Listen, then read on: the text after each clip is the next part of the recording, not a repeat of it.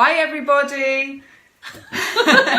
Welcome to our live decluttering chat with Rachel Papworth from Green and Tidy. We've had some people doing some really good like eBay selling of their unwanted declutter, and just wondered what you thought were the best ways to move stuff on. Yeah. It always helps us, doesn't it, when we're moving stuff on, if we can find another home for it. I mean, for me, one of the things I love about decluttering is that it's part of living a green life.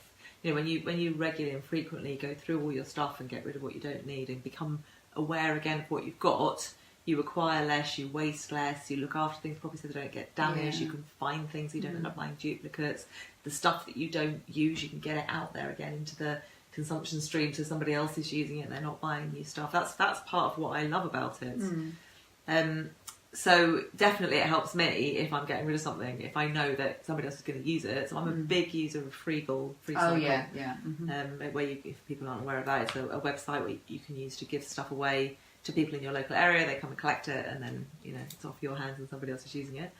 Obviously it's great if you can make a bit of money, eBay or a car boot sale, but I do tend to say to people to think about how much effort is involved, because it can be quite a lot of work. Like, if you're eBaying something, you've got to get a good photograph of it, you've got to create the listing, you've got to work out what the posting package is going to be, you've got to field any questions that come in, you've got to when it sells, you've got to get it sent off pretty quickly, you've got to package it all up, you've got to probably take it to the post office.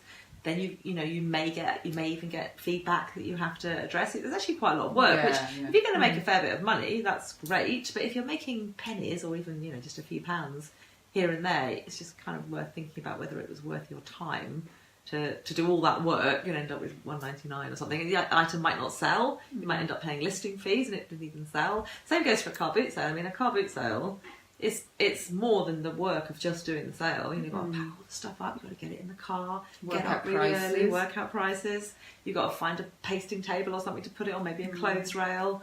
Make sure you've got enough hangers to hang all the clothes up. Get some change, like you've got a float. Do your day there. Let's hope it doesn't rain.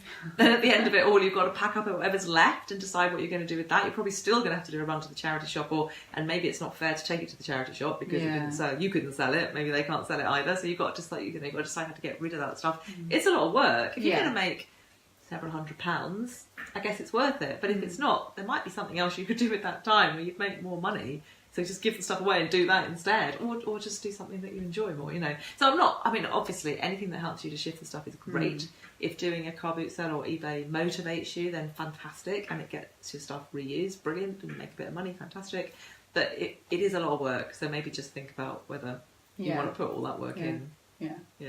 Okay, brilliant. Some great advice from Rachel. Is there any more questions out there? Otherwise, we'll wrap up with your special offer. But anyone who comments on the video can have 25% off my declutter paper and paperwork video course, and you get to learn. If you do the course, you get to learn. I'm so chuffed with this. Yeah, I'm going to do it. I've developed this 4-tray paper processing system. Yeah. They use 4 trays, and it means that processing any paperwork is an absolute doddle. It'll have you keep on top of your paperwork forever. I'm so chuffed with that. I'm definitely doing that. Okay, we're going to wrap up now then. So thanks for watching. Bye. Bye.